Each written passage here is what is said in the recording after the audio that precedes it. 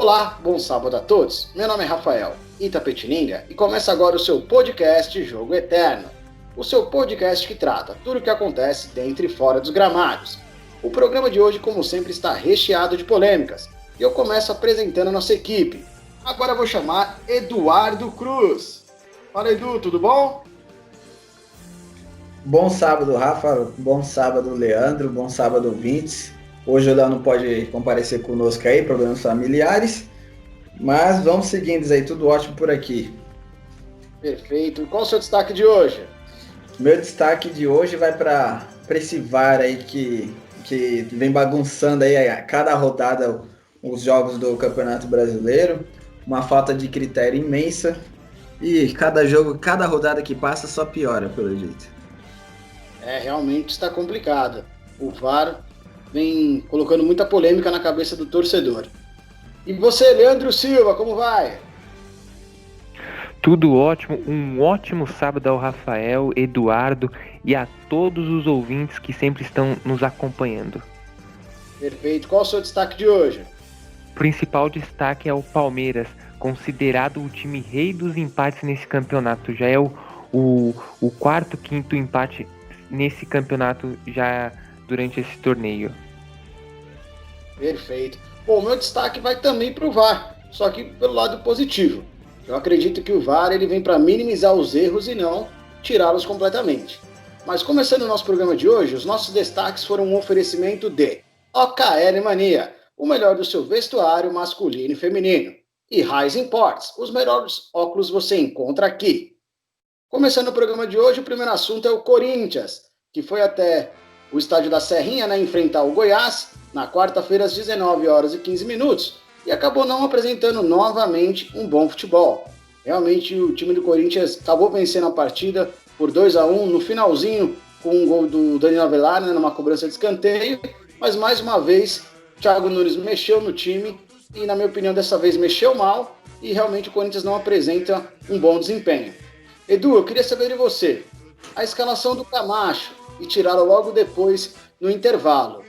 E ainda completando, o que ele respondeu na entrevista coletiva, informando que era porque o número de jogadores do Goiás estavam maiores, em maior número do que os jogadores do Corinthians. O que você achou?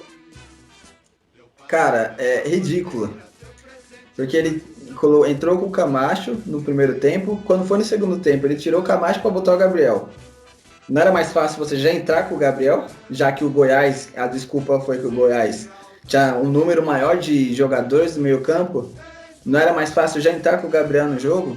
Sendo que o Gabriel é o volante que marca, aliás, ele é o único volante marcador do Corinthians.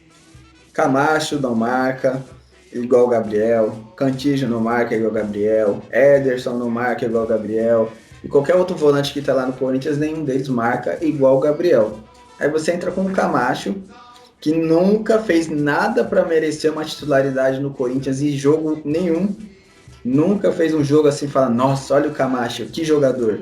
Um jogador regular, mediano, fraco para um time do porte do Corinthians. Eu só consigo ver essas escalações assim, de Camacho, de titular, pelo simples motivo dele ter ido muito bem com o Thiago Nunes lá no Atlético Paranaense. Porque não vejo, não entendo e não enxergo o critério que o Thiago Nunes tem de deixar o Camacho de titular no jogo contra o Goiás, para deixar o Gabriel no banco. E se a gente for voltar no início da temporada, não tinha nexo nenhum você deixar um Gabriel no banco para deixar o Camacho de titular junto com o Cantillo. Não é à toa aí que o Corinthians, o Corinthians fez não sei quantos jogos, acho que fez uns 30 jogos essa temporada, já não sei. Se não tomou gol em 5 jogos, foi muito. Porque o Corinthians toma gol em todos os jogos, coisa que não tomava antes. Então, assim, o Thiago Nunes, para mim, ele tá perdido no Corinthians, ele não sabe o que faz. Cada jogo é um time titular. Ele só consegue manter a estrutura ali com, vamos dizer assim, com 4 jogadores. Gil, Cássio, Fagner e Jô. O resto ele inverte. No jogo de quarta jogou o Piton, no jogo de domingo jogou o Sid Clay, aí no jogo de hoje contra o Botafogo a gente não sabe se joga o Piton ou se joga o Sid Clay. Então, assim, ele tá mais perdido do que segue em tiroteio. Ele não sabe o que ele faz. Ele tá sentindo a pressão, ao meu modo de ver, e esse sentir a pressão dele tá atrapalhando o trabalho dele no Corinthians. Por mais que ele tenha vencido, que nem você falou, Rafa, o jogo do Corinthians foi horroroso. Um gol contra, tá certo que foi um bolão do Cantígio pro Ramiro, mas foi um gol contra, e um segundo gol achado. Que o Avelar, a bola bateu na cabeça dele e entrou. Porque se ele faz um movimento de cabeceira, ele isola a bola. Então o Thiago Nunes mexeu mal, aliás, escalou mal, e não é de hoje. Não é de hoje. Não é de hoje. No jogo contra o São Paulo, ele escalou mal o time, aliás, mexeu mal no time. No jogo contra o Goiás, escalou mal, mexeu mal. Então, assim, a gente tem que ver, a gente tem que pensar em muito para achar um jogo do Corinthians que o Thiago Nunes escalou e mexeu certo durante a partida. Eu, assim, a primeiro momento, se você falar, fala um jogo aí, eu não consigo ver nenhum. Então, o Thiago Nunes está sentindo a pressão, porque trabalhar no Atlético Paranaense é uma coisa e trabalhar no Corinthians é outra totalmente diferente. Então, assim, ele tem que botar o pé no chão e fazer o feijão com arroz. Faz o feijão com arroz, bota lá Gabriel Cantígio e deixa o time jogar. Não fica inventando Camacho. E outra, não sei se você chegou a reparar, Rafa, durante o jogo, o Camacho mais estava no meio do Gil e do Avelar do que no meio campo. Aí qual que é o nexo de você botar o Camacho no meio campo, alegando que o Goiás tem mais homens no meio campo, sendo que grande parte do primeiro tempo, o Camacho estava no meio dos dois zagueiros. Então, assim... E outra coisa, hein? As entrevistas do Thiago Nunes pós-jogo são horrorosas. Para ele, o Corinthians nunca joga mal, sempre joga bem. Para falar, Rafa. Não, eu compreendi. Na verdade, eu acho que eu não fui claro, na verdade, quanto à entrevista. Na verdade, ele informou que ele achava que o Goiás entraria com o centroavante. E não entrou com o centroavante. Por conta disso, aí, como o jogador que ele colocou no ataque, que não vou me recordar agora o nome, voltava mais. Então ficava com mais homens no meio de campo. E o Camacho ali, os zagueiros, é para sair melhor com a bola, entendeu? É para evitar do Gil e o Avelar ter que começar a jogada. Então o Camacho volta para ele pegar essa bola. Só que infelizmente a gente não viu isso acontecer. Então, porque o Camacho não... mas o Camacho ele toca melhor a bola do que o Gabriel. Mas se for para você botar um volante lá no meio da zaga, que é para sair jogando, mas ele não marca, porque ele não marca ninguém, é melhor você pôr o Cantígio lá. Tem algum jogador no Corinthians que tem uma saída de bola mais perfeita que o Cantígio? Se tiver, me fala, porque eu não vejo. Nem o Luan, não tem. Então, já que o Camacho não marca, porque não marca, e só o motivo da escalação dele é para sair jogando, bota o Cantígio ali no meio dos dois, que o Cantígio vai fazer muito melhor. Aliás, os lançamentos do Cantígio a gente não precisa nem falar. É só ver aí no jogo contra o São Paulo, no jogo contra o Goiás. Aí você bota o Camacho, ele ficou sem função, porque ele não marca... Porque ele não tem a saída de bola boa, ele toca bem, beleza, pro lado. Toque de 2 metros, daí o que não faz. Quase fez um pênalti, desculpa por te atrapalhar, quase. Então, quase fez um pênalti. Então, mas a saída dele é melhor. A saída dele é só passe de 1 metro, 2 metros no máximo. Isso daí qualquer um faz, o Gabriel faz também isso aí. E o Gabriel marca melhor. E outra, você botar o Camacho, porque alegando que o Goiás, achando, no achismo que o Goiás entrar com o centroavante. Ele é treinador do Corinthians, ele não tem que achar nada ali. Ele tem que ter a certeza para um jogo desse. Contra o Goiás, 6ª rodada Brasileirão, mas é jogo importante, porque lá na frente, esses 3 pontos aí, se ganha ou se perde, ou se empata, faz muita falta, a gente sabe. A gente já viu aí muita coisa em Brasileirão que, perdeu na primeira rodada, deixa pra lá. Lá no final a gente recupera, chega no final não recupera. Então... Thiago Nunes abre o olho, viu? Tá? A água do Thiago Nunes tá batendo na bunda, acho que já até passou. Realmente, tá complicado pro Thiago Nunes. E até completando sobre a entrevista, né, que você criticou aí da minha forma corretamente, o que ele diz, né, que ele sempre acha como justificativa ou desculpa, ele informou que esses 3 pontos lá em Goiás recuperam os 3 pontos, os 2 pontos perdidos contra o Fortaleza. Aí você ouve uma coisa dessa e pensa, ele não sabe onde ele tá. Ele não sabe, porque não recupera. Porque jogou em casa contra um time inferior e foi dominado no jogo. Empatou na sorte. Então ele tá muito equivocado, ele tá muito pressionado, ele tá muito perdido. Essa é a realidade do Thiago Nunes no Corinthians. Realmente é verdade. Vamos verificar aí, né, se contra o Botafogo o clube apresenta, o time, na verdade, né, apresenta um melhor futebol, porque depois tem rodada clássica contra o Palmeiras no meio de semana. E aí realmente pode ser crucial esses próximos 2 jogos aí na Neoquímica Arena pro permanência ou não do Thiago Nunes. Leandro, durante o jogo, o Otério entrou e, na minha opinião, entrou muito bem. Queria que você falasse um pouco sobre o jogo e se você já colocaria o Otério de titular agora já contra o Botafogo. Já colocaria para ontem. O Otero eu achei uma boa contratação desde quando começou a se especular a vinda dele do Atlético Mineiro para o Corinthians. Para mim, ali no meio campo, organizando as jogadas ofensivas, é o cara, é o jogador, mas guardadas as devidas proporções, não é um craque, mas é um jogador que pode compor muito bem aí o elenco do Timão. Sobre o jogo, eu achei o Corinthians muito apático, por mais que teve uma boa entrada do Cantígio, o Luan às vezes joga bem, às vezes joga mal, ali também o Mosquito, eu acredito que ele também fez um bom desempenho no jogo. Tirando essas exceções, o Corinthians foi muito apático. Teve um tempo que o técnico Thiago Nunes me lembrou o Carille, colocando o time, recuando todo o time e dando espaço para o Goiás pressionar o Corinthians. Esse tipo de jogo que o Corinthians fez não pode ficar caindo nesse tipo de armadilha, porque se você ficar lutando por uma bola, por um lance crucial, o time vai perder muitos pontos durante esse campeonato. Tanto é que teve uma parte do jogo que o Goiás estava praticamente assustando a defesa do Corinthians, encurralando os seus jogadores, e isso o Corinthians não pode se esperar de um time tão grande como esse. Mas é importante também salientar que dessa vez o Danilo Avelar, ele salvou o time com aquele gol no finalzinho. Esse jogador, ele é aquele jogador um dia herói, um dia vilão, é muito irregular. E esse jogo foi interessante para o Corinthians, 2-1, pontuação fora de casa, mas não pode ter essa mentalidade, perdeu 2 pontos aqui, ganhou 3 pontos ali. Time que entra para ser campeão tem que entrar para conquistar pontos, seja em casa, seja fora, seja na altitude, seja no inverno, no verão, tem que entrar para conquistar pontos, aonde quer que seja, tem que entrar para ganhar.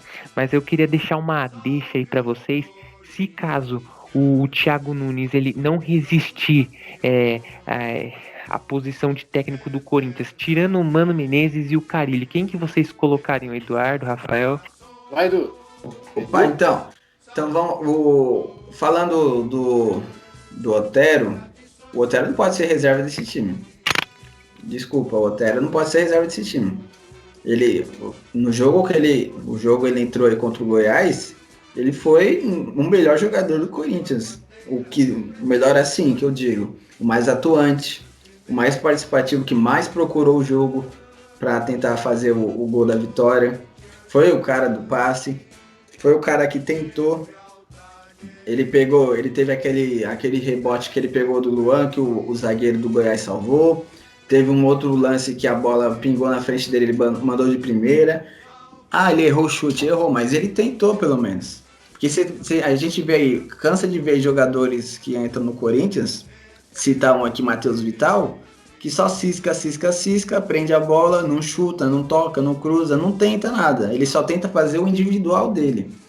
O Otero, pelo menos, ele foi participativo. Teve um lance de um contra-ataque que ele driblou 2 jogadores, quando ele foi enfiar a bola se eu não me engano, acho que era pro Luan, o jogador do Goiás derrubou ele na intermediária. Então, assim, o Otero não pode ser reserva desse time. O Thiago Nunes implorou, chorou, ajoelhou, esperneou para ter um meio campo ofensivo no elenco. Pediu contratação desde quando ele chegou, aliás, desde antes dele chegar. Aí quando chega, o jogador, que é o Otero, que a gente avaliando o Otero, e para quem joga ali na posição que o Otero tá jogando, o Otero é infinitamente melhor. Muito melhor. Então ele não pode ficar ele não pode deixar o Otero no banco porque ele tá indo contra o que ele sempre falou nas entrevistas. A gente precisa de um meia, precisa de um ponto. Precisa de um meia, precisa de um ponto. Quantas vezes a gente ouviu ele falar isso? Aí quando chega o meia, ele deixa o meia no banco. Contra o Fortaleza foi ridículo. Levou o cara pro jogo e nem colocou ele. E o time empatando em casa.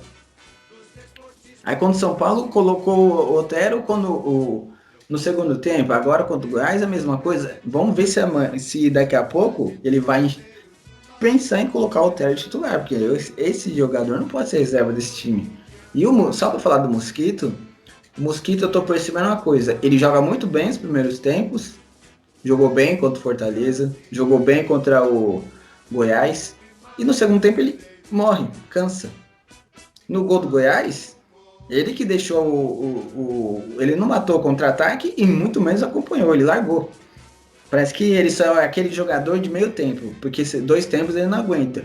Contra o Coritiba que ele fez o gol, ele foi bem, ele entrou no segundo tempo e fez o gol, foi bem, mas não jogou o jogo inteiro.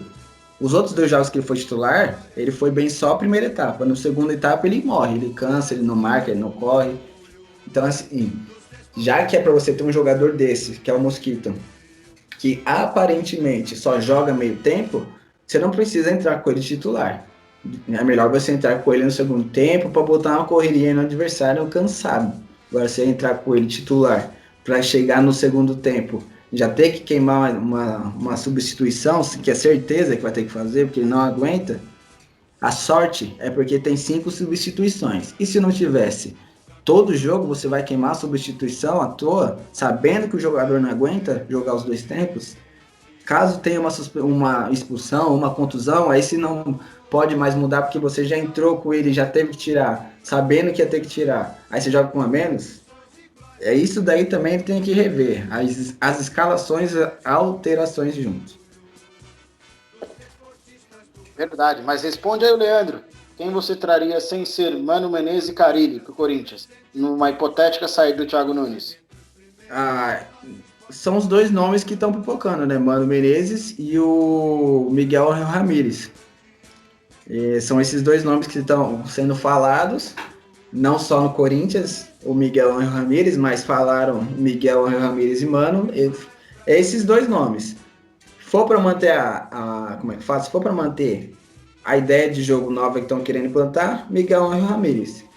Agora, se for trazer o Mano Menezes, tem que pegar algum dirigente ou presidente, sentar lá do lado do Mano e falar, ó, a gente tentou mudar a filosofia do clube, não deu certo, erramos feio e estamos voltando às origens. E apresenta o Mano. Agora, se for para trazer o Mano Menezes e só apresentar e não falar nada, aí vai ficar vergonhoso, porque você tenta mudar, aí não viu que não dá certo, aí você repatria o treinador que fez muito sucesso no clube e só apresenta, não dá nenhuma satisfação para a torcida, porque você pode ter certeza, se o Mano Menezes chegar, a primeira coisa que a torcida vai falar é o seguinte, ué, mas não mandou o cara ir embora para trazer o Thiago Nunes, alegando que queria trocar a filosofia, aí agora volta pro Mano e não dá uma satisfação para a torcida, aí você já traz o Mano pressionado, porque se o Corinthians não jogar com o Mano, a torcida vai cair em cima matando.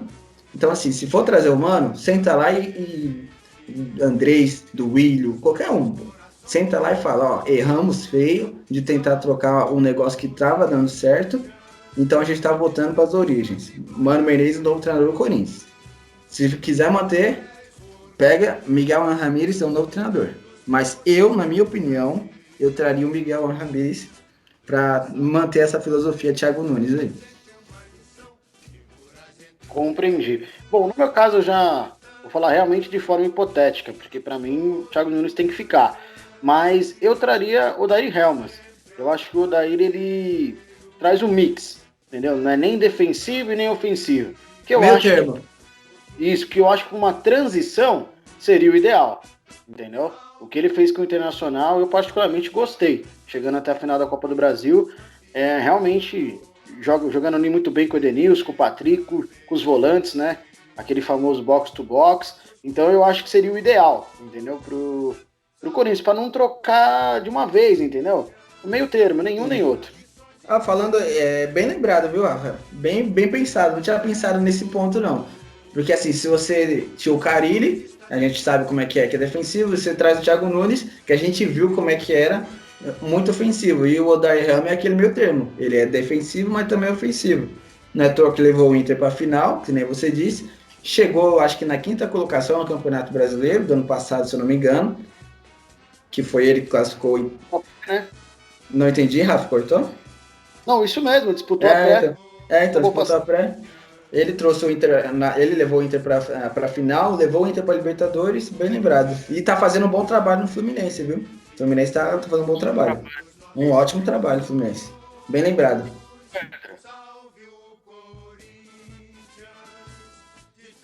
Desculpa, vou repetir. E você, Leandro? Você perguntou, mas vai ter que responder também. Quem que você traria numa hipotética saída de Thiago Nunes? Pode não. Então, não. Fugir e ficar em cima do muro. Dei a pergunta, agora também tenho que responder. Eu acho que uma boa opção aí seria o... Também eu gostei. Eu fiquei muito surpreso com essa opção. Não me passava pela cabeça o Odair Helman. Eu acho ele um técnico muito bom. Ele tem técnicas avançadas. Porque hoje, olhando o parâmetro do Brasil, eu acho que tem muitos técnicos ultrapassados. Técnicos que já fizeram muita história no passado, mas hoje não tá no seu grande estilo.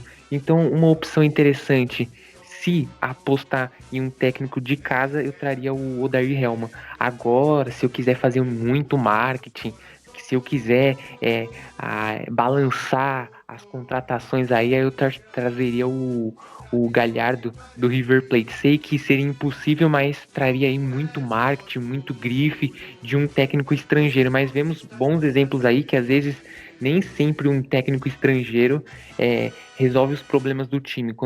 Só para se lembrar, quando o Palmeiras fez o centenário, trouxe o Gareca, toda aquela grife, todo aquele exibicionismo do técnico, lutou para não cair no rebaixamento. Mas hoje, como primeira opção, o Odair Helman e também o ex-técnico do Red Bull Bragantino, que foi lá para os Emirados Árabes, Oriente. Antônio Agora Carlos Zago. Isso, eu acho também interessante aí o jeito que ele coordena a equipe e que também monta a sua tática, a sua formação durante os jogos. O problema é que esse aí não aparece nem pintado de ouro lá no Parque São Jorge. Tem problemas sérios ali. Exatamente. Mas ô Edu, o Leandro já apela, já, né? Ele já vai de Galhardo. Pô, aí não dá, cara. Ele falou só o treinador que é mais campeão da América aí nos últimos 6, 7 anos. Aí se nem o Flamengo conseguiu, o Corinthians sem uma condição financeira igual a do Flamengo não ia conseguir. Mas seria um bom nome, viu? Marketing? Ia ser um baita contratação. O Galhardo no Corinthians. Eu já arriscaria mais. Eu ia atrás do El Louco Bielsa, porque eu sou fãzaço dele. Eu sou louco para ver esse cara trabalhar aqui no Brasil. Ele, para mim, é um dos melhores treinadores que eu já vi na minha vida. É o Louco Bielsa, que tá no Leeds. É um baita de um treinador. Se fosse para fazer barulho, eu já ia atrás dele lá. Só para ver ele ajoelhadinho ali na Neoquímica Arena, porque o estilo dele é na beira do campo, ajoelhadinho, com a mão no queixo. Esse daí é um baita de um treinador para mim. Perfeito. Bom, agora trocando de assunto, vamos falar primeiro do jogo que foi televisionado, né? Pela TV aberta, que foi Palmeiras e Internacional, no Allianz Parque. Bom, o Palmeiras ele apresentou o futebol que está apresentando normalmente. Realmente, o Palmeiras não consegue demonstrar, assim como o Corinthians, um bom futebol, apesar de ser o único invicto do Brasileirão, né? Após a derrota do Grêmio para o Sport Recife, o Palmeiras do Luxemburgo é o único invicto. Bom, ali teve um pouco de polêmica, né, na questão do pênalti, né, ali no finalzinho do jogo, mas na minha opinião é pênalti. Bateu na mão, a bola sobraria ali pro atacante colorado, então na minha opinião foi pênalti, não tenho muito o que questionar. E depois, né, Gustavo Gomes, praticamente ali como um ponteiro após um erro do Rony, né, a palmeirense que diga que ainda bem que ele errou, viu, que se ele continua o lance não sairia nada. O palmeirense tá bravo com o Rony. E aí cruzou e o Luiz Adriano comemorou como se nunca houvesse jogado no Internacional. É assim que tem que ser, mostrou ali raça mesmo. E é isso, o Palmeiras realmente precisa melhorar o seu jogo, mas é difícil falar, entendeu? Porque é difícil você esperar uma evolução breve do Palmeiras com o Luxemburgo, mas ao mesmo tempo eu não gostaria que ele saísse, porque eu valorizo sempre um título, eu acho que o título que ele ganhou em cima do Corinthians é muito válido, ganha crédito, e realmente, eu ainda acredito ainda no Palmeiras do Luxemburgo, ele precisa achar ali o meio de campo ideal, né? Dessa vez entrou com 4 volantes, que complicou um pouco. Bom, eu vou chamar você, Leandro, que está acompanhando o Palmeiras diariamente, qual foi a percepção que você teve do jogo? E eu queria que você me falasse o quanto essa cobrança aí em cima do Lucha pode estar sendo refletida dentro de campo. Só dando um adendo, né, ele acabou até discutindo, né, com o Vinha após substituí-lo. Qual foram os bastidores aí dessa repercussão? Antes de responder sua pergunta, Rafael, eu só queria deixar uma observação. O Palmeiras é aquele sobrinho rico. Tem escola particular, tem casa, tem a mamãe Leila que patrocina tudo, tem toda a estrutura. Toda a estrutura é com o Palmeiras. Estuda nas melhores escolas particulares, mas sempre o aluno fica em. Se o Palmeiras fosse um aluno, ficaria sempre em recuperação, porque tem tudo na mão, tem elenco, tem patrocínio, tem dinheiro. E esses últimos jogos está jogando muito mal. É um time que você olha assim nas transmissões de televisão, às vezes meio xoxo, meio sem graça, mas ainda assim eu acredito que o Palmeiras ainda pode dar algo a mais, pode acrescentar durante a competição. Detalhe que nesse jogo é um absurdo isso. Em 70 minutos de futebol não teve uma finalização perigosa. Tanto o Marcelo Lomba como o Everton, eles não trabalharam. Praticamente ficou acompanhando o jogo durante esses 71 minutos sem nenhuma finalização perigosa. Depois, bem lá, acho que foi entre 25 e 30 minutos do segundo tempo, aí teve uma bola perigosa, uma bola que trouxe um pouco de perigo para o Everton, mas ele fez a defesa em cima da linha. Parece que foi até utilizado o VAR para ver se não tinha passado toda a bola na linha do gol, mas realmente não tinha sido feito o gol. O Inter jogou com um time reserva. Isso que me preocupa o rendimento do Palmeiras. O Palmeiras era um time titular, era para chegar lá, fazer 2-3-0. Até me surpreendeu a formação do Inter de um time reserva, já pensando no mês de setembro, que vai ter a cada 3 dias um jogo no Campeonato Brasileiro. Vai ser um time que vai estar bem corrido aí com as suas competições. E o que me surpreende muito é que mesmo fazendo alterações, no primeiro tempo o Luxemburgo tentou rejuvenescer a equipe, colocando jovens garotos da base que são muito valorizados. Não deu certo. No segundo tempo voltou a experiência. Tinha Bruno Henrique, tinha todos aqueles jogadores que já são bem experientes, cascudos. Também não deu certo.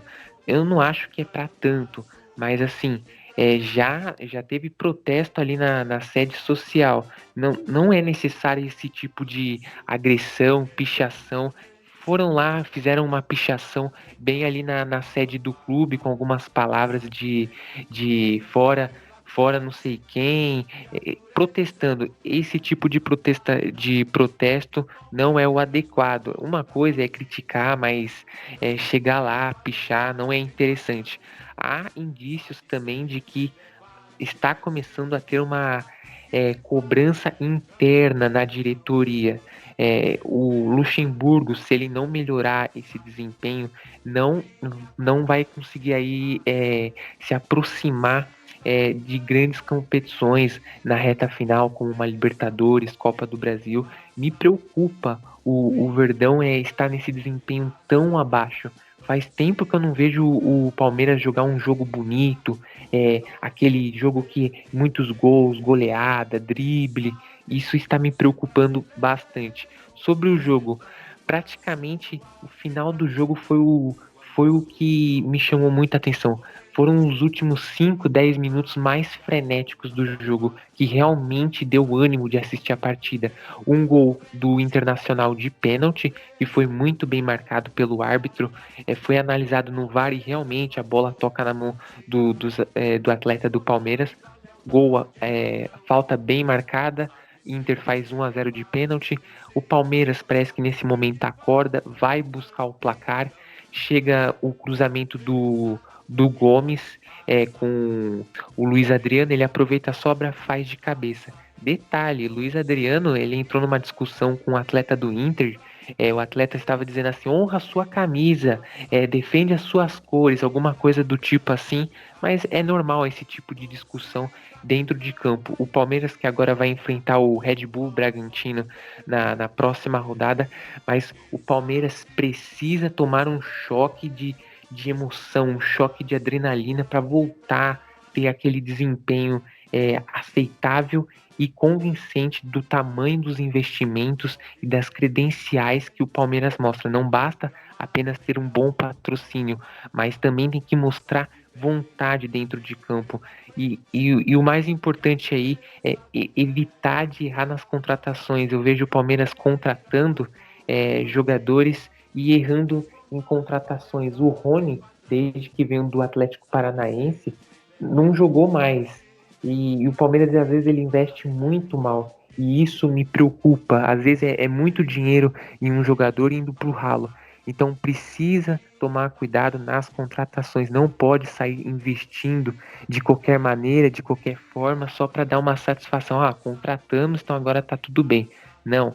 Precisa ter o controle do seu dinheiro, do seu patrocínio e voltar a jogar o ótimo futebol que jogou quando foi campeão brasileiro no ano retrasado. Perfeito, Leandro. Realmente. E confesso que tá ficando chato, né? Pra quem ouve, porque o Palmeiras não evolui. Sempre a gente com as mesmas cobranças e realmente parece que não evolui. Mas eu concordo plenamente com tudo que você disse, é exatamente o que eu penso. Du, o Miguel Ângelo lá, né? Treinador do Del Valle, acabou sendo sondado também no Palmeiras. Você acha que ele daria jeito no Palmeiras? Olha, Rafa, só para antes de dar a opinião do Miguel, hoje saiu as notícias aí nos canais esportivos, sites, jornais, que o Vanderlei Luxemburgo já agora parece que é oficial que boa parte da diretoria aí tá duvidando do trabalho dele, já começa a rever o Luxemburgo como treinador do Palmeiras.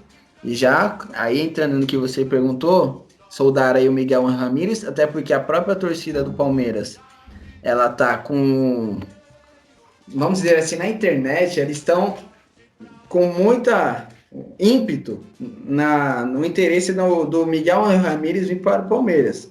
Então, assim, é uma própria campanha da torcida, que aparentemente, boa parte da diretoria abraçou, e assim, porque assim, o Palmeiras ele tem um time bom, tem um time caro, e joga como um time fraco, que um time que não tem elenco. Então, assim, se é para você ter um elenco milionário desse jeito, a torcida cansou de ver jogo feio. A torcida quer ver um jogo bonito. E aí o Miguel Ramírez entra como um principal cotado pelo belo trabalho que ele fez no Independente Del Valle, campeão da Sul-Americana, com um time recém-promovido, não, um time recém-fundado, com nenhum cara assim, quando você olhar, você fala, nossa, olha esse cara aqui é o craque. Não, eram bons jogadores e ele era um time ofensivo, que é o que o Palmeiras, o que a torcida do Palmeiras principalmente está querendo agora. Porque ela viu o Flamengo ano passado passar por cima do Palmeiras, viu um Santos com o Sampaoli, com um time mediano, passar por cima também de quase todo mundo brasileiro, e o Palmeiras, que tinha um time milionário, ficou para trás. Então a torcida cansou de ver jogos horrorosos, jogos feios. Por mais que o título do Luxemburgo no Paulistão poderia dar um crédito a mais para ele, não deu. Muito pelo contrário, a torcida tá... Pode falar. Na verdade, eu acho que deu e ele já perdeu. Entendeu? Porque se ele não ganha o título, ele nem tava lá. Não, sim, ele não ia estar lá mesmo. Assim, ele já não agradou no Paulista, a torcida não gostou do trabalho dele no Paulista. No Brasileirão começou, tá invicto, tá, mas só empata. E outra, os jogos que ganha, fez um bom jogo assim contra o Santos, um jogo aceitável, mas se você pegar aí as 6 rodadas, se eu não me engano, o Palmeiras tem um jogo a menos também, contra o Vasco, você não vê um jogo do Palmeiras que você fala, nossa senhora, olha esse jogo do Palmeiras. A gente até, mas nenhum time está jogando assim, desse jeito. Não, assim, Palmeiras, Flamengo, Grêmio, Inter, Atlético Mineiro, tem elencos para jogar muito melhor do que os outros elencos do país. Você não pode cobrar que um Coritiba, que um Atlético Paranaense, entre numa partida aí do Campeonato Brasileiro e desfile um futebol aí de nível europeu, porque não vai, porque não tem elenco. Agora, sim, um Flamengo, um Atlético Mineiro, um Palmeiras, um Grêmio, que tem um dos melhores treinadores do país, se não for o melhor, um Inter, aí sim a gente pode cobrar. Então, assim, um time milionário, não sei qual que é a folha salarial do Palmeiras, não sei, nem tenho interesse em saber, e um futebol medíocre. Futebol medíocre. Então, se for para jogar esse futebol medíocre, para viver de 1-0, 1-1, aos 50 minutos do segundo tempo, 2-1 sofrido num clássico, não precisa ter um elenco maravilhoso dessa forma. Aí, igual o Leandro falou aí que teve as pichações foram direcionadas a Scarpa, Lucas Lima, Bruno Henrique, Diogo Barbosa. E chamando aí também a diretoria de omissa, querem esses 4 jogadores fora do Palmeiras. Engraçado, o Bruno Henrique ele não tá jogando nada há muito tempo e ele tem espaço cativo no elenco titular do Palmeiras. Aí, o Lucas Lima nunca jogou no Palmeiras e agora ele virou titular e o Luxemburgo elogiou ele aí nas entrevistas aí recentes, o Lucas Lima. Então assim, e outra coisa, o Luxemburgo não fez nada para estar no Palmeiras hoje. Nada. Um trabalho no Vasco razoável. Os últimos trabalhos dele, todos os últimos. O último bom trabalho, pra falar a verdade, foi 2008 no próprio Palmeiras. 2008, que foi campeão paulista, e tinha um time bom e o Palmeiras jogava bonito. Depois disso, me fala um trabalho bom do Vanderlei Luxemburgo. O Sport. O Sport foi para onde o Sport? Ganhou o que o Sport com o Luxemburgo? Nem o campeonato do Pernambucano o Sport ganhou com o Luxemburgo. Então, assim, trabalho bom, que você fala assim, Luxemburgo, olha que baita trabalho. Não teve, nos últimos 10 anos. Ele ganhou sim, só que ele chegou na final. Aí, é a mesma coisa do Everton, que saiu de São Paulo, foi pro Grêmio. Ele chegou na final, fez o gol. Tá valendo, tá? Mas, assim, um trabalho construído, o Luxemburgo não tem nos últimos 10 anos. O último é aquele do Palmeiras, que ali foi um baita de um trabalho. Só ganhou o Paulista por muito azar, porque o time era bom e ele fez um baita de um trabalho ali. Merecia mais do que um Paulista aquele time. Mas assim, nos últimos 10 anos, a gente vai suar aqui para falar, nossa, olha esse trabalho do Luxemburgo. Então, não era para estar ali. Na verdade, o Palmeiras não deveria nem trazido o Luxemburgo e nem tá pensando no Miguel Ramírez agora. Ele deveria ter persistido no Sampaoli, já que o Sampaoli tinha feito um baita de um trabalho no Santos e o Palmeiras ficou super mega hiper interessado. Deveria ter persistido no Sampaoli e não ter abrido mão. Só porque o São Paulo ele fez uma exigência, acho que, se eu não me engano, na parte da comissão técnica. Mas uma exigência que todo treinador, quando vem de um clube para outro, faz. Ou eu estou mentindo? Quando um treinador vem de outro clube ou vem de outro país para cá, para o Brasil, para qualquer clube, eles não trazem a comissão técnica dele? Todos fazem isso. Todos. O Luxemburgo foi para o Palmeiras agora, levou o pessoal de confiança dele. Se ele sair e entrar outro, vai trazer o pessoal de confiança. Ou eles estão achando que quando o Miguel Ramírez se chegar, ele vai vir só ele. Não, ele vai trazer o pessoal de confiança dele. Então, assim, já errou no começo em trazer o Luxemburgo, que não fez muito para estar lá hoje. Deveria ter ido atrás persistir no São Paulo. Errou, beleza. Trouxe o Luxa? Trouxe. Foi campeão? Foi. Tá agradando? Não. Não agrada a torcida e nem a diretoria. Agora vai lá e... Eduardo? Pode falar, Lana. O Luxemburgo, quando fez o trabalho no esporte, foram 150 dias trabalhando no clube pernambucano e teve 40% de aproveitamento durante os seus jogos. E um detalhe sobre o Jorge Sampaoli, segundo aí detalhes da imprensa, parecia que para o Jorge Sampaoli fechar com o Palmeiras, ele também estava exigindo porcentagem de passes de alguns jogadores da categoria de base do Verdão. Aí, se isso daí for verdade, isso daí não pode mesmo. Nunca. Jogador de base é do clube, não é do treinador. Ah, isso daí, se ele fez Mas, isso, daí é vergonhoso. desculpa, a informação que eu tenho, na verdade, é que o grande problema foi que o São Paulo acabou se sentindo pressionado, na verdade, pela diretoria palmeirense, porque exigiram demais o trabalho dele. Então Ah, ele, é. pelo menos a declaração que ele deu é que no Palmeiras o pessoal só pensa em ganhar. E confesso que esse sentimento acaba se refletindo em nós, da imprensa, e também nos torcedores. Eu acredito que às vezes o Palmeiras ele pensa com um pouco de soberba, Ah, com entendeu? Então eu acho certeza. que esse é o grande problema. Eu acho que o Palmeiras tinha que colocar mais o pé O no pé no chão, chão. entendeu? Porque realmente, entendeu? Desculpa, 2018 não jogou o fino da bola. O Filipão, 2016 não jogou o fino da bola. Então, assim, eu tenho que concordar com vocês que realmente, e mudando um pouco a minha opinião, que ele está realmente prestes a sair, eu tenho que concordar com a saída porque ele não está conseguindo o resultado. Só que se ele tivesse conseguindo o resultado, não é muito longe do que Cuca e Felipão apresentaram, e muito menos 2015 Marcelo Oliveira. Então, tem que se fazer essa síntese, entendeu? Porque realmente no Palmeiras, igual o Flamengo do ano passado, Corinthians de 2015, a gente não viu. Então, vamos com calma. Não viu, acho que, e pelo jeito nem vai ver, viu? Nem vai ver. Eu acho que o que mais tá complicando o Luxemburgo no Palmeiras é a escalação do time titular.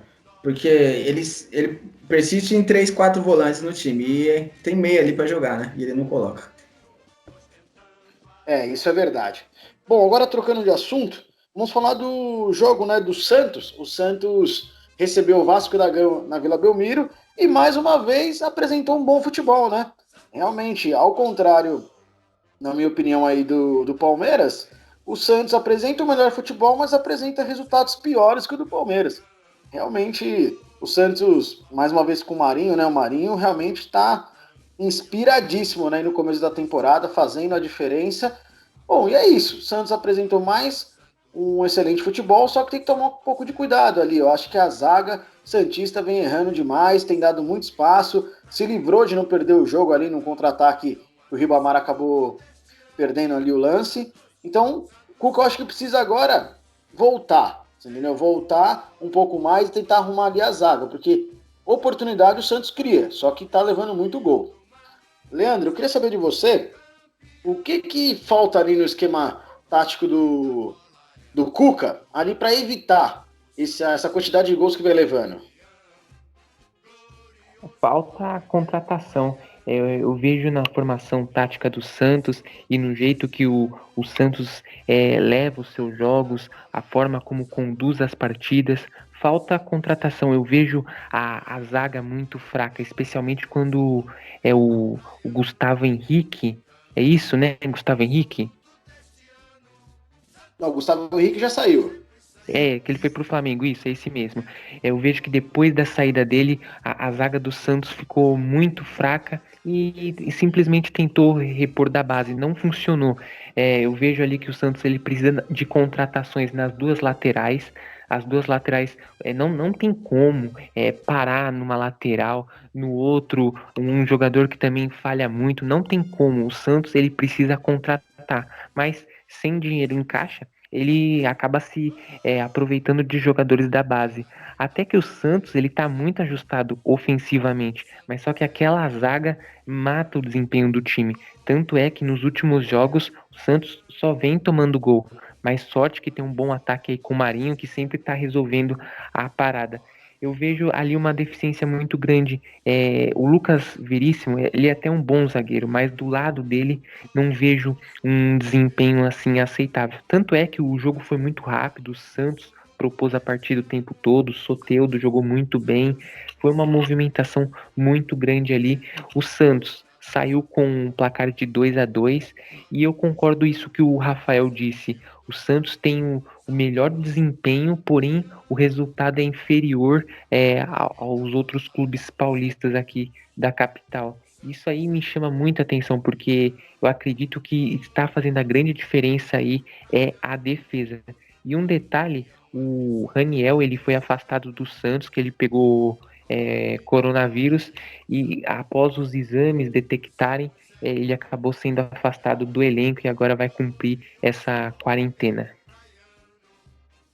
Perfeito, realmente, o Santos precisa melhorar aí, e já tinha poucas opções no ataque, agora com essa do Raniel ficou mais complicado. Du, e você? Eu vou utilizar a mesma pergunta, porque realmente eu acho que é o grande problema do Santos. Eu queria que você tentasse desvendar aí alguma alternativa, talvez, quem sabe, recuar o Alisson, entendeu? Para jogar ali do lado do Lucas Veríssimo, o que você faria? Bem lembrado, porque assim, o Santos dos paulistas é o que joga melhor. Só que aí o desempenho é muito, muito fraco. Mas aí passa o desempenho do Santos, um péssimo desempenho do Santos passa pelo a zaga, que você tem um bom zagueiro que é o Veríssimo e só. Você tem um lateral direito que é fraco, que é o Pará. Você tem um lateral esquerdo que é fraco, que é o Felipe Jonathan. E aí a zaga ali do lado do Veríssimo não tem um jogador assim que você fala, nossa, esse daqui é bom para jogar do lado do Veríssimo. Você tem o Luiz Felipe, que tá machucado, que até é um zagueiro razoável, não é aquele, nossa, que baita zagueiro, ou um zagueiro bom, não, ele é um zagueiro razoável, faz feijão com arroz. E o goleiro, o João Paulo, é muito novo, apesar de ser um bom goleiro, é muito novo. Eu acho que o Santos, infelizmente, o Santos não pode contratar por causa do imbróglio com o Hamburgo, né? Por causa do Kleber, zagueiro Kleber. Então, assim, se resolver isso daí o mais rápido possível, o Santos tem que. Pode falar. O que você acha já de esquecer e efetivar o Everson novamente no gol? Então, isso daí é um caso bem. Essa pergunta é boa, hein? Essa pergunta é boa, porque assim, a torcida não quer. Porque o Everson deixou claro e nítido que ele queria sair do Santos para ir jogar contra o São Paulo no Atlético Mineiro. Aí quando o jogador ele faz a pirraça, ele para de treinar, ele entra no processo contra o clube dele, porque alegando que não recebe salário, que não sei o quê. E isso daí pega muito mal com a torcida, isso daí pega muito mal com o elenco, porque o mesmo Everson que entrou na justiça, que não quer jogar, que queria ir embora, que não recebia, tem aí o Marinho tá lá, não joga, né, não recebia também, não entrou na justiça, e muito pelo contrário, tá carregando o Santos nas costas nesse ano. Você tem um Soteldo que foi muito bem contra o Vasco, parece que tá voltando a jogar bem, que também não tá recebendo e tá lá jogando. Isso daí pega muito mal com o elenco, muito mal mesmo. Mas é assim, o Everson e o João Paulo, eu só vejo uma diferença, a idade. Porque eu não vejo assim também o Everson ser aquele baita goleiro. Eu não vejo isso. Ah, ele bate falta. Mas se você quer um cara para bater falta, então você não traz um goleiro, véio. Você vai lá e você traz um Ronaldinho Gaúcho, você traz um Pirlo, esses jogadores, até o Honda que tá lá no Botafogo bate falta também. Porque o Santos é um goleiro, não de batedor de falta. O Santos tinha o goleiro, que era o Vanderlei. Mandou embora o Vanderlei. Aliás, fez pouco caso do Vanderlei para deixar o Everson titular só pelo simples fato do Everson bater bem na bola. E aí você perde um baita de goleiro que é o Vanderlei, que não tá bem no Grêmio, mas é um baita de um goleiro. Mas assim, eu não efetivaria o Everson. A ingratidão que ele teve com o Santos foi tremenda. Foi gigantesca. Então, assim, eu se fosse dirigente, eu não colocaria para o jogo, deixaria o João Paulo. E se tudo der certo aí com o negócio do Kleber com o Hamburgo, aí o Santos, em vez de pensar em Ricardo Oliveira, o Santos tem que pensar na zaga primeiro, viu? Não é no Ricardo Oliveira lá na frente, até porque o Marinho tá carregando nas costas e os gols saem todos do pé do Marinho. Marinho e Soteldo. Então, assim, traz principalmente um zagueiro para jogar do lado Veríssimo e um lateral para fazer a ala direita ali, porque o Pará não dá. O Pará não dá e o Felipe Jonathan também é de lua. Tem um jogo que ele vai lá e mete um golaço na gaveta e no jogo seguinte ele vai bater um escanteio, recua a bola, sai o contra-ataque e toma o gol. Então, assim, pensa primeiro na defesa. Vamos pensar igual os treinadores que jogam fechadinho, time pequeno. Pensa primeiro na defesa. Ajeita a defesa para depois se ajeitar na frente. Até porque na frente o Santos tem Marinho, o Santos tem Soteldo e tem Sanches. Que time no país tem esses três jogadores com esse quilate? Que jogador tá jogando mais bola nesse futebol brasileiro 2020 do que o Marinho? Eu não vejo nenhum. Bruno Henrique não, Gabigol não, Arrascaeta, Everton, Ribeiro, nem o Cebolinha quando tava no Grêmio tava jogando igual o Marinho. Marinho é o melhor jogador do país, na atividade no país, disparado. Então, assim, eu arrumaria a primeira casinha. Recuar o Alisson, uma boa alternativa. Mas aí, quem é que vai para o meio no lugar dele? Você não tem um volante ali igual o Alisson. Então o Santos tem muito problema na parte defensiva, então tem que arrumar. E eu só deixar uma ressalva pro Vasco. O Vasco foi muito. Fez 2 gols aí, Felipe Bastos, né? Surpreendente, vice-artilheiro do Brasileirão, 4 gols, e um gol de pênalti aí com o Herman Cano. Mas assim, o Vasco entrou em campo com 8 desfalques do time titular e conseguiu um empate na Vila. Então, palmas aí pro Ramon Menezes, viu? Tá fazendo um bom trabalho no Vasco. Concordo com você, viu? O Ramon vem indo muito bem. Bom, agora vamos trocar de assunto, vamos para o jogo de São Paulo, né? São Paulo que foi na quinta-feira, às 20 horas, até o Mineirão, enfrentar o Atlético Mineiro de São Paulo. E eu confesso que o jogo me impressionou em 2 quesitos. O primeiro, não esperava que o São Paulo jogasse um primeiro tempo tão bom, correto? Teve ali 2 bolas na trave, um gol do Luciano, polêmico, né? Uns acham que não estava impedido, outros acham que estava impedido. Então, realmente me impressionou. E depois me impressionou também a inefetividade do segundo tempo. Entendeu? Realmente, o São Paulo chegou poucas vezes no primeiro tempo, conseguiu 2 gols, né? Na formação que ele colocou ali com o Alan Franco, né? E depois, no segundo tempo, o São Paulo não existiu e matou o jogo também com o volante Jair. Bom, eu acho que o resultado é expressivo, mas eu não acho que a quantidade de pontos, vindo de 3 vitórias consecutivas, eu acho que não tenho muito o que falar sobre o Fernando Diniz. Um jogo que foi mal, realmente, substituiu muito mal, ele tirou o Hernanes ali com 6, 7 minutos do segundo tempo, o que não dá para entender, né? Porque como que você pensou que o rapaz tem 6, 7 minutos para produzir alguma coisa? Então tirava no intervalo. Mas foi isso. Eu vou chamar você, Edu, que vem acompanhando aí São Paulo Futebol Clube diariamente. Gostaria que você me falasse o que você achou do jogo e das substituições do Fernando Diniz. O quanto que essa goleada ficou na conta dele. Então, Rafa, o São Paulo, eu falo para você, primeiro tempo do São Paulo, os 30 primeiros minutos pelo menos, principalmente, aliás, que jogo do São Paulo. Muito superior ao Atlético Mineiro. Eu fiquei tão surpreso quanto você. Que partidaça que o São Paulo estava fazendo. 2 bolas na trave, igual você falou. O Luciano perdeu um gol que não pode perder, naquele lance que ele mandou na trave, no travessão. Não pode se perder um gol daquele. Mas o São Paulo jogou muito melhor. O Atlético Mineiro, nos 30 minutos iniciais, foi inoperante, inofensivo. O São Paulo dominou todas as ações da partida nos 30 minutos, mas após um gol, que eu confesso para você que eu não entendo a lógica desse VAR tirar esse gol. 1 centímetro impedido. Eu já vou falar disso. Vamos falar primeiro do jogo. Depois do gol anulado, parece que o São Paulo sentiu e arriou.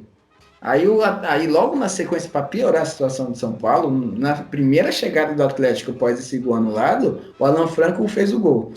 Acho que ali o Atlético Mineiro ganhou o jogo com o primeiro gol, porque foi logo na sequência de um gol anulado, um gol polêmico, já saiu 1-0 pro Galo, aí o Atlético Mineiro já ficou à vontade na partida, jogadores que não estavam jogando bem começaram a jogar bem, o Keno começou a jogar muito, o Keno jogou muita bola, o Alan Franco, que estava com problemas pessoais, voltou ontem, o primeiro jogo que ele jogou depois dos problemas, já guardou 2, o Sacha também começou a aparecer no time. E o Fernando Diniz, eu não vou colocar a culpa aí a culpa da derrota dos 3-0 na conta dele, 100%, mas ele teve os erros dele porque ele começou a inventar no segundo tempo. Igual você falou, se você vai deixar o Hernanes na volta do intervalo para tirar ele com 6 minutos, tira no intervalo, meu Deus do céu. Qual que é o problema de tirar no intervalo?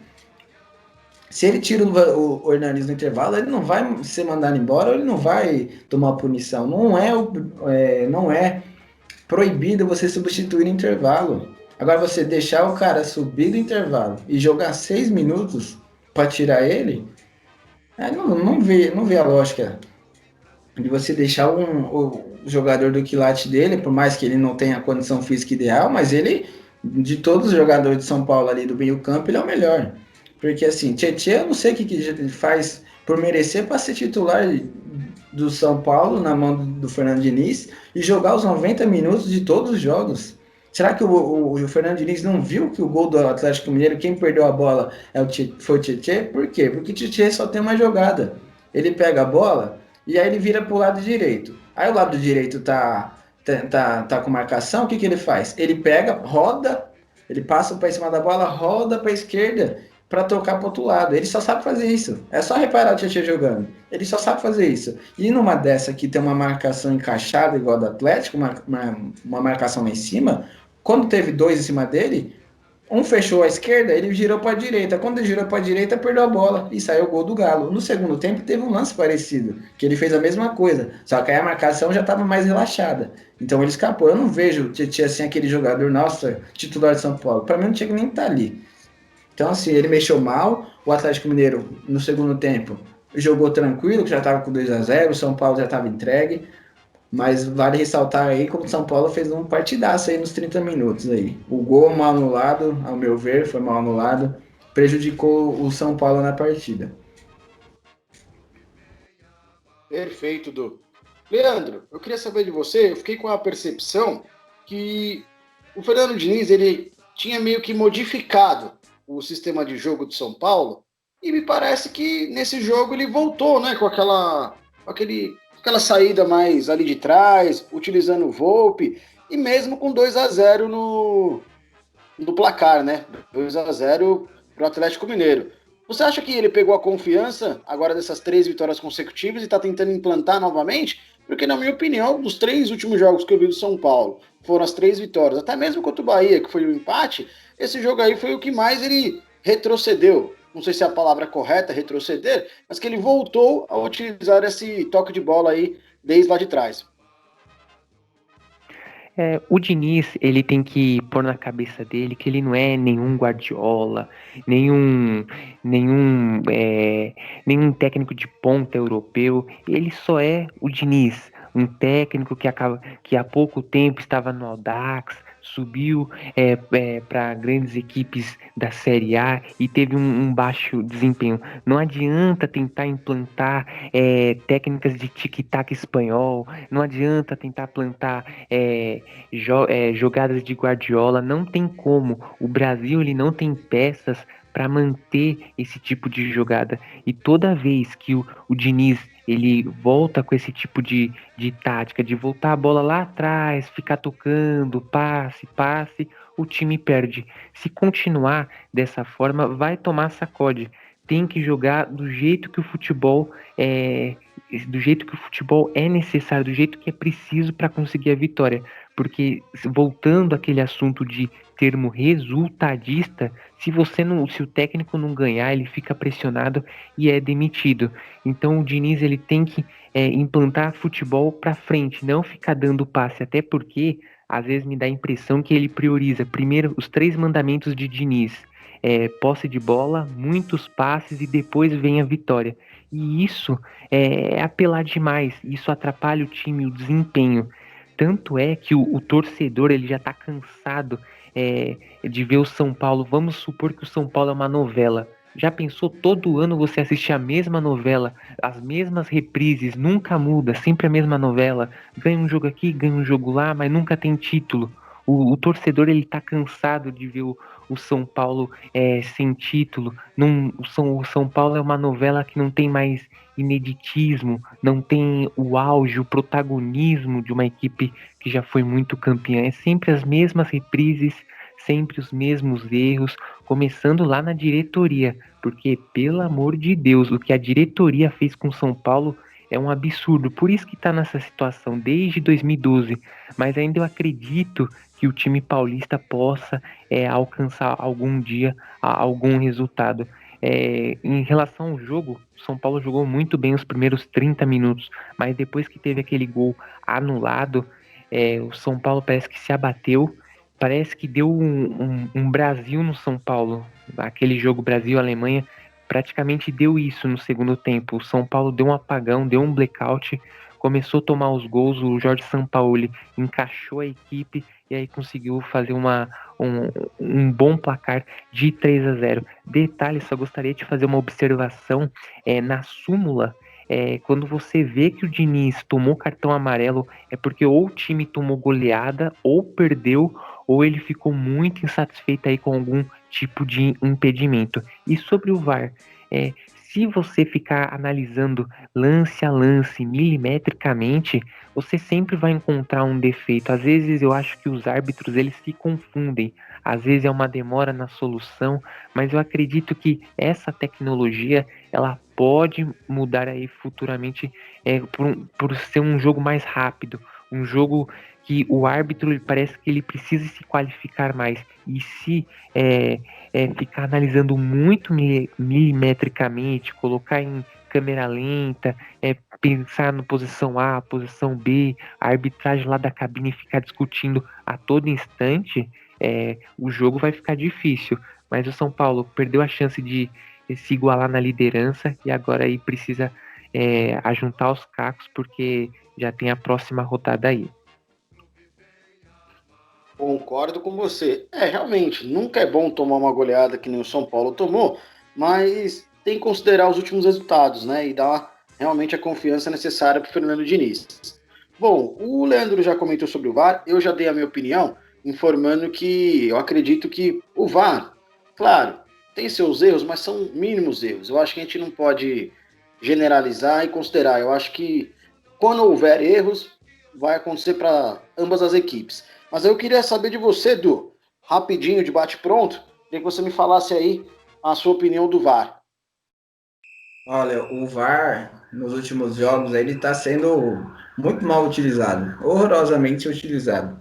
Porque, assim, o lance do gol do Luciano, é impossível alguém enxergar impedimento ali. 1 centímetro, é impossível. O gol do Vasco, do Felipe Bastos, é a mesma coisa. É a mesma coisa. Se tiver impedido ou legal é por 1 centímetro. Aí por que um gol é validado, que foi do Felipe Bastos, e um gol do Luciano é invalidado? Sendo que a distância ali, se vocês pegarem o posicionamento das imagens, é a mesma coisa. E pior, o do Felipe Bastos foi validado, mas demoraram por volta de uns 2 minutos, quase 3 minutos para ser validado. O do Luciano foi invalidado e não demorou nem 40 segundos. Aí você vai para a Arena do Grêmio, no jogo contra o Sport, o gol do Patrick, o Patrick estava 2 metros atrás da linha defensiva do Grêmio, e o VAR demorou 2 minutos e meio, 3 para ser validado o gol. E como é que um lance de 2 metros, eles validam em 3 minutos, e um lance de 1 centímetro, eles anulam em 30 segundos? É isso que eu não consigo entender. Cara, não tem cabimento.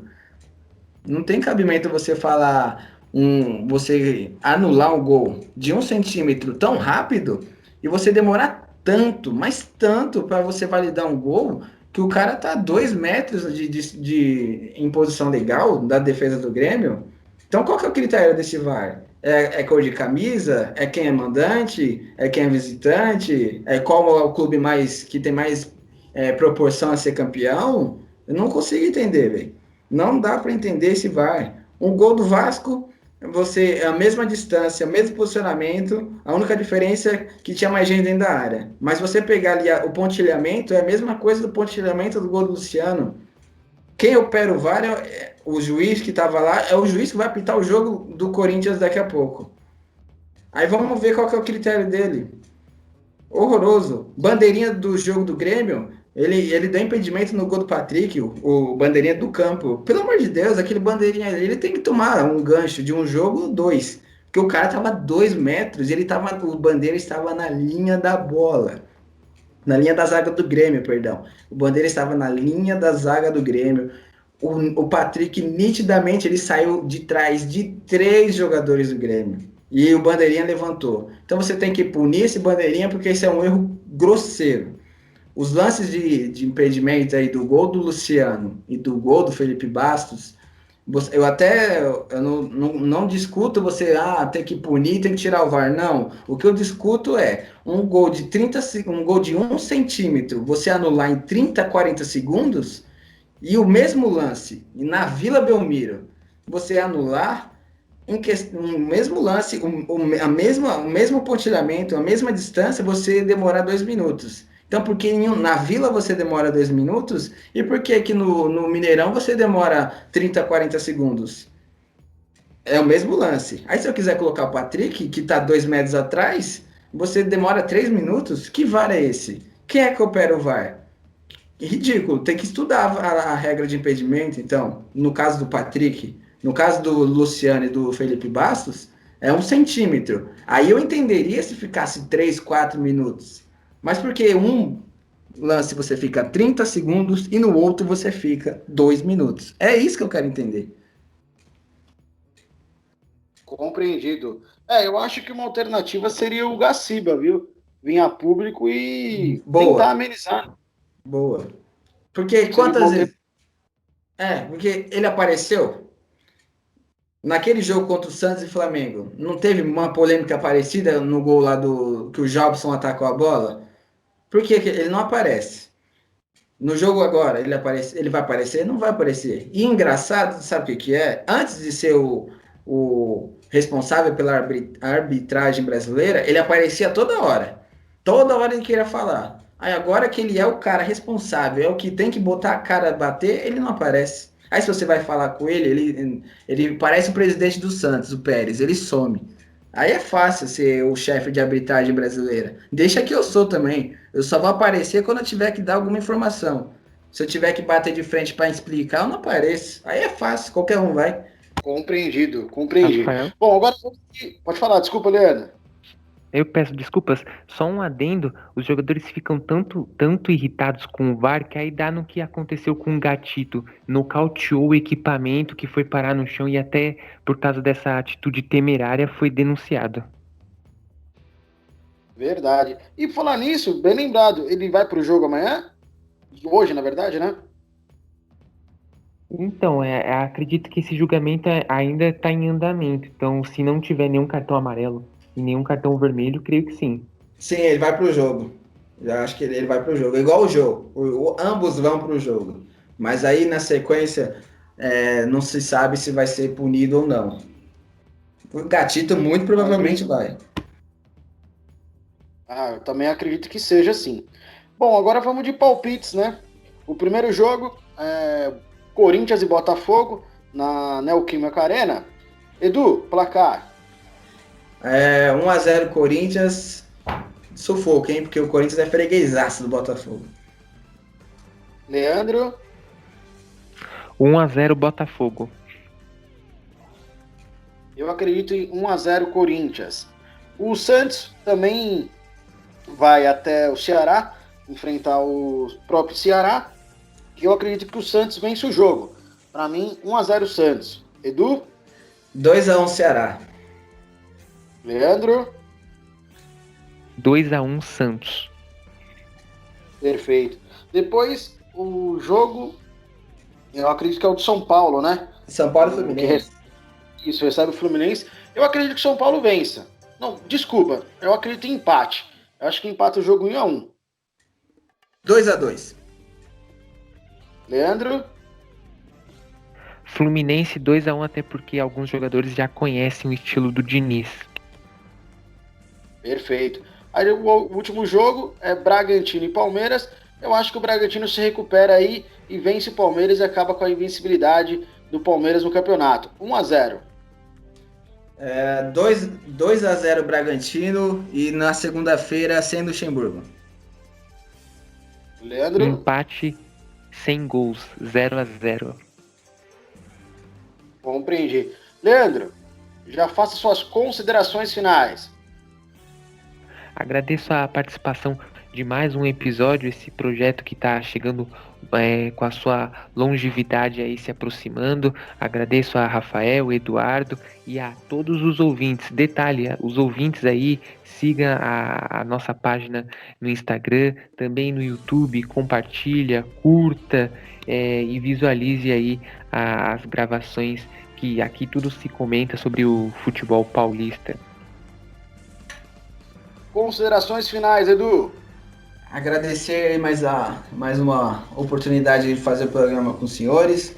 Leandro e Rafael. Um abraço pro Léo que não pôde comparecer hoje, mas na próxima vai estar aí com a gente. Um abraço a todos os ouvintes do Instagram, do YouTube, logo mais do Spotify, logo mais do Facebook. Já temos o Twitter. Um abraço pros ouvintes do Twitter.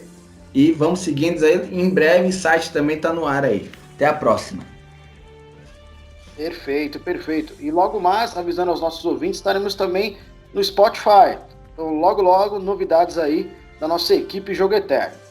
O nosso programa Jogo Eterno é um oferecimento de Smarts Bebidas, bebidas nacionais importadas na hora que você quiser. Beba com moderação.